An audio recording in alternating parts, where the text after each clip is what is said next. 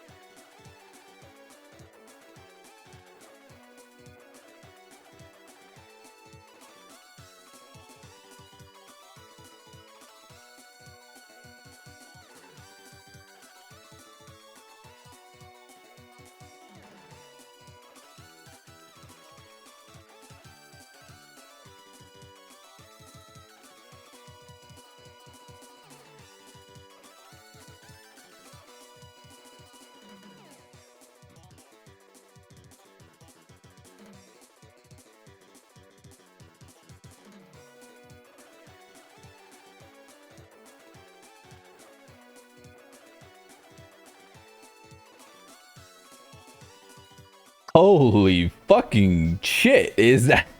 That's a lot of damage, huh? Is 170 million. Let's say minus 36 million because that's Soy Fun's damage, which goes up to about, that would put Soy Fun at about 107 million. That put her at about 134 million or something like that. Holy hell. That seems like a lot more. Doesn't that seem like 30% or 30 million more than my previous record? I'm going to take a screenshot of this and let's compare directly what my previous run was with these two.